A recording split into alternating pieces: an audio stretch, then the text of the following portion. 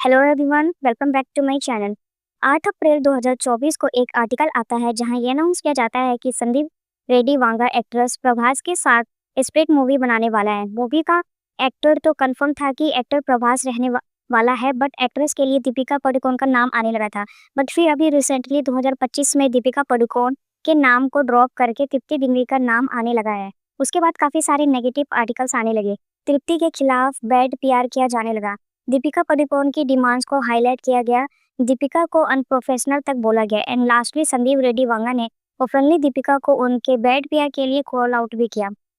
सो क्या इस सिचुएशन में सिर्फ दीपिका पादुकोण ही रोंग है या फिर संदीप रेड्डी वांगा ओवर रिएक्ट कर रहे हैं? So in this video we will talk about controversy between Deepika Padukone and Sandeep Reddy. We will also talk about how Deepika Padukone is trying to destroy Tripti Dimri career.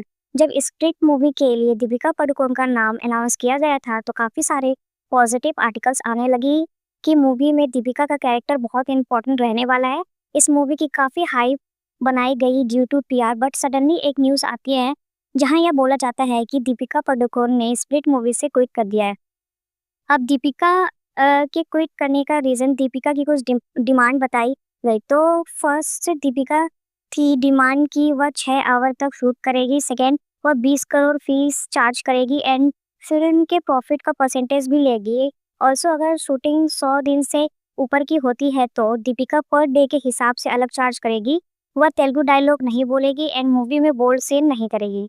सो अगर हम दीपिका की in demand के according बात करें तो दीपिका बॉलीवुड की ए list actor की category में आती है, तो 20 करोड़ फीस का आस्क करने में कोई इशू नहीं है एंड अगर शूटिंग 100 दिन से ऊपर जाती है तो इट्स फेयर कि वह एक्स्ट्रा चार्ज करेगी। अब यहाँ ये डायरेक्टर संदीप रेड्डी वांगा पे डिपेंड करता था कि उनको दीपिका को इतना चार्ज करना जस्टिफाई लगता था या नहीं। सेकेंड, उनकी जो डिमांड थी 6 hour shoot and Telugu dialogue ना बोलने की। So we all know movie shooting में मोस्टली 10 से 12 घंटा या 14 घंटा भी टाइम लग सकता है एंड अगर आप एक्टर हो तो आपको भी डायलॉग बोलने में कोई इशू नहीं होना चाहिए, राइट? एंड दीपिका को अगर बोल्ड सीन नहीं करना तो इज कम्प्लीटली हर चॉइस, क्योंकि गहराइया जैसी मूवी में उन्होंने बोल्ड सीन दिया है, बट हो सकता है कि मदर बनने के बाद उन्होंने डिसाइड किया होगा कि अब वो इम्पैक्टफुल रोल में ज़्यादा फोकस करेगी।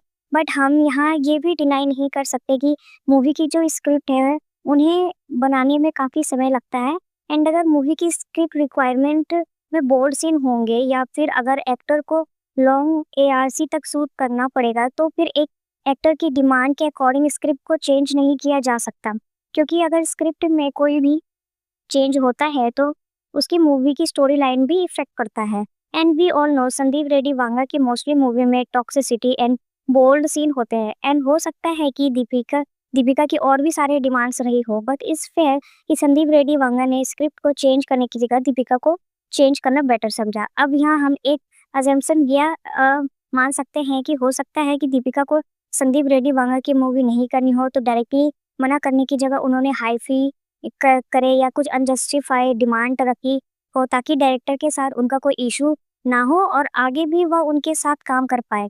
ऑल्सो इन फ्यूचर दीपिका की और भी काफ़ी सारी मूवी आने वाली है तो टाइमिंग शेड्यूल भी इसका रीज़न हो सकता है। यहाँ तक तो सब ठीक था, फिर संदीप रेड्डी वांगा ने स्प्लिट मूवी के लिए ऑफिशियली एक्ट्रेस का नाम अनाउंस कर दिया एंड तृप्ति डिमरी को ऑफिशियली स्प्लिट मूवी के एक्ट्रेस अनाउंस कर दिया गया है। इसके बाद क्या होता है कि अचानक से सोशल मीडिया में तृप्ति से रिलेटेड पीआर होने लगता है।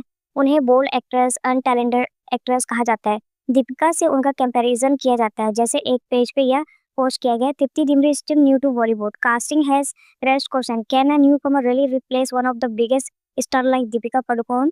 एंड ऐसे ही काफ़ी सारे पोस्ट आपको सोशल मीडिया में सर्कुलेट होते हुए दिखेंगे एंड मोस्टली आर्टिकल में दीपिका पादुकोण को बेटर दिखाया गया है, जिससे क्लियरली ये समझा आ रहा है कि ये दीपिका की अग्रेसिव पीआर टीम कर रही है।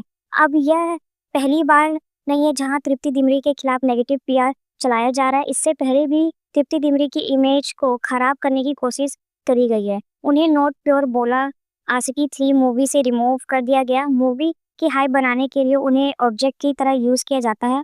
काफ़ी सारे जो नेपो एक्ट्रेस है वो तृप्ति डिमरी के खिलाफ नेगेटिव पीआर चलाती, तो वैसे ही तृप्ति की इमेज अभी ऑडियंस के सामने उतनी अच्छी नहीं है। पर ये दीपिका का ऐसा अग्रेसिव पीआर कराना तृप्ति के लिए काफ़ी प्रॉब्लम क्रिएट कर सकता है। एंड ये कंट्रोवर्सी तो दीपिका एंड संदीप रेड्डी वांगा की थी ना, तो दीपिका के पीआर का तृप्ति की इमेज को खराब करने का क्या सही था? No right.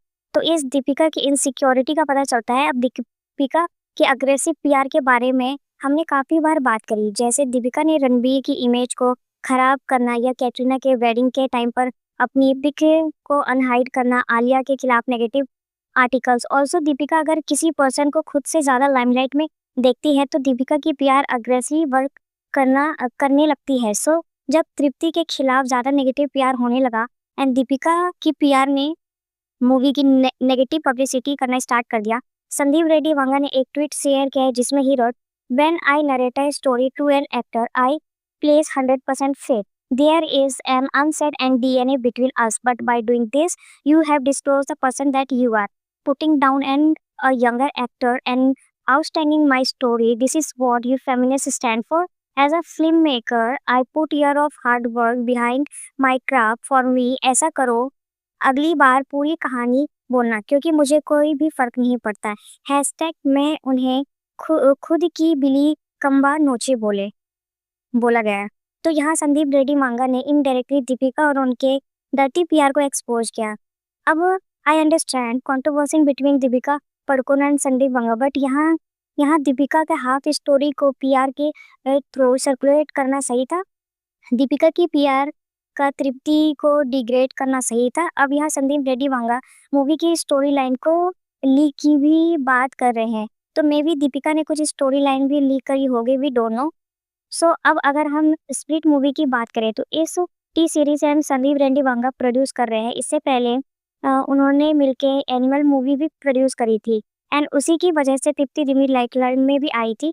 तो यह मूवी तृप्ति दिम्री के लिए तो बेनिफिशियल रहने ही वाली है, क्योंकि संदीप रेड्डी वांगा ने अपनी मूवी के थॉट कितनी ही सारी एक्ट्रेस को फेमस किया है, जैसे कि क्यारा, तृप्ति, रश्मिका।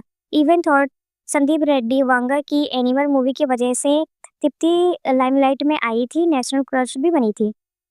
जस्ट इमेजिन कि तृप्ति के सालों के हार्ड वर्क को सिर्फ अपनी इनसिक्योरिटी की वजह से दीपिका ने डिग्रेड करना स्टार्ट कर दिया। अब we all know Sandeep Reddy Vanga अगर कोई भी मूवी बनाते हैं तो उसमें वायलेंस में बोल्ड सीन कूट के भरे होते हैं, वहाँ वोमेन को ऑब्जेक्ट की तरह दिखाया जाता है। बट हम यहाँ यह भी डिनाई नहीं कर सकते हैं कि संदीप रेड्डी वांगा इंडिया के one of the most best director की लिस्ट में आते हैं। संजय लीला भंसाली, एस राजामौली एंड संदीप रेड्डी वांगा को किसी भी एक्टर की ज़रूरत नहीं होती है मूवी हिट कराने के लिए।